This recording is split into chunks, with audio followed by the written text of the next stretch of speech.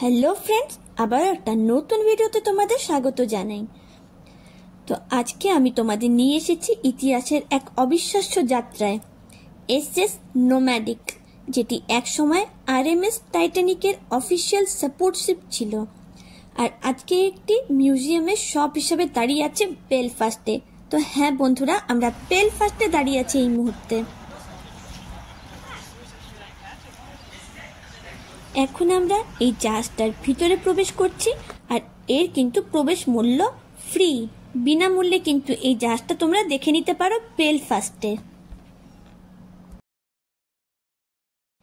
1911 সালের বেলফাস্টের Harland and Wolf শিপইয়ার্ডের জন্ম হয়েছিল এই নোম্যাডিকে। এটি ছিল টাইটানিকের অলিম্পিকের যাত্রীদের ট্রান্সফার করার জন্য একটি টেন্ডার শিপ, কারণ শেরপার্ক বন্দরে টাইটানিক ঢুকতে পারত না।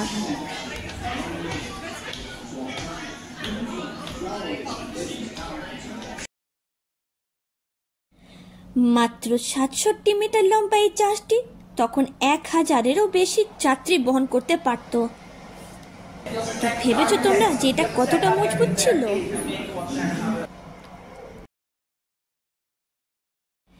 এই নোম্যাডিক জাহাজটিকে কি সুন্দর এরা সংরক্ষণ করে রেখেছে, সাজিয়ে গুছিয়ে একদম টিপটপ, খুবই ভালো লাগছে দেখে। আমরা এই মুহূর্তে দাঁড়িয়ে রয়েছি বেলফাস্টে আর দেখছি এখন নোম্যাডিক জাহাজটি।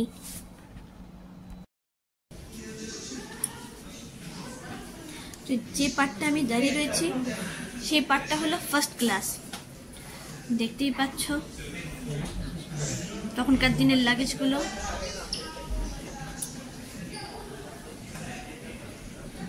ক্লাস 1912 সালের এপ্রিল টাইটানিকের ইতিহাসে সেই অমর দিনগুলোতে এসএস নোম্যাডিক শেরপুর থেকে 274 জন যাত্রী ও লাগেজ নিয়ে টাইটানিকে পৌঁছে দেয়। কল্পনা করো, যেসব যাত্রীদের মধ্যে ছিল ধনকুবের জন জ্যাকব অ্যাস্টর ফোর, বেঞ্জামিন বা মার্গারেট ব্রাউন, তারা সবাই এই ছোট জাহাজেই টাইটানিকে উঠেছিল।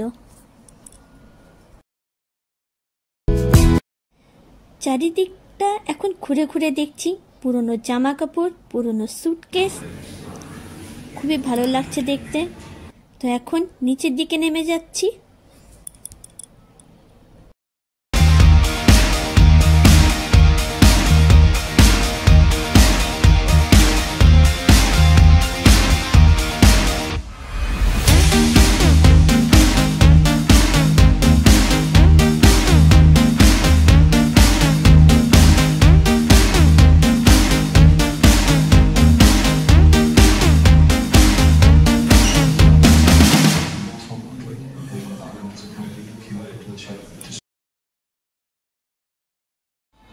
প্রথম বিশ্বযুদ্ধে নোম্যাডিক কাজ করেছে মাইন সুইপার আর ট্রুপ ফেরি হিসেবে। দ্বিতীয় বিশ্বযুদ্ধ এটি ব্রিটিশ নৌবাহিনীর অ্যাকোমোডেশন শিপ হিসেবে ব্যবহৃত হয়। যুদ্ধ শেষে একসময় এর নাম পরিবর্তন হয়ে গিয়ে হয় ইঞ্জিনিয়া নেনার্ড।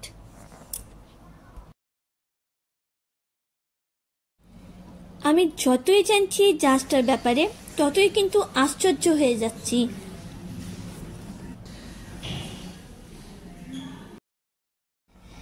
তোমরা শুনলে অবাক হবে, 1970-এর দশকে এই জাহাজে প্যারিসে ভাসমান রেস্তোরাঁ হয়েছিল, যার নাম ছিল লে শগুন আর লে কলোনিয়াল। কিন্তু 2002 সালে সেটি বন্ধ হয়ে পড়ে এবং প্রায় ডুবে যাবার উপক্রম হয়।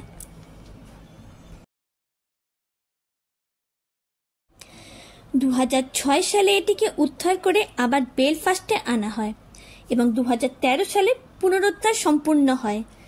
আজকে এটি টাইটানিক বেলফাস্ট মিউজিয়ামে কমপ্লেক্সের অংশ এবং হোয়াইট স্টার লাইনের একমাত্র জীবিত জাহাজ।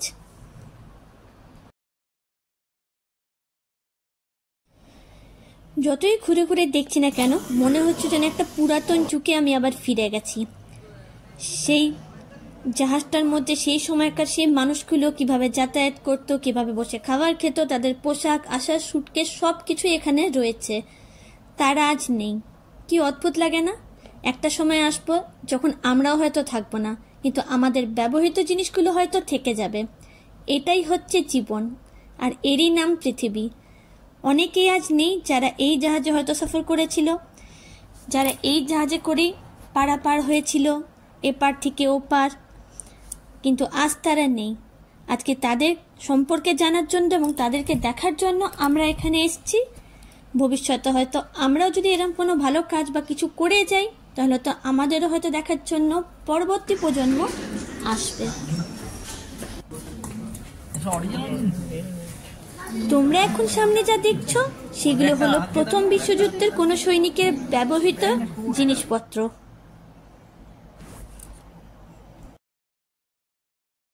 এখানে অনেক কিছুই আছে, যেমন তাদের ব্যবহৃত করা পাইপ, মগ রয়েছে, তার সাথে জুতো ব্রাশ করে দেখো ব্রাশটাও রয়েছে, নিউজ পেপার রয়েছে, আরো কত কি।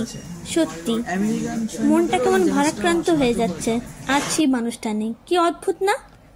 আর এটা হলো লাইফ জ্যাকেট, যেটা সামনে দেখছো। তো ফ্রেন্ডস, এটাই ছিল এসএস নোম্যাডিকের রোমাঞ্চকর জীবন কাহিনী। টাইটানিকের ছায়ায় জন্ম, 2 বিশ্বযুদ্ধের সাক্ষী, প্যারিসের পার্টি লাইফ থেকে মিউজিয়ামে রূপান্তর। যদি ভিডিওটি তোমাদের ভালো লেগে থাকে অতি অবশ্যই কিন্তু আমার চ্যানেলটিকে লাইক, শেয়ার আর সাবস্ক্রাইব করতে ভুলো না। আর পরের বার দেখা হবে আরেকটা ঐতিহাসিক যাত্রায়। তো চলো, ভিডিও কিন্তু এখনো শেষ হয়নি, দেখতে থাকো।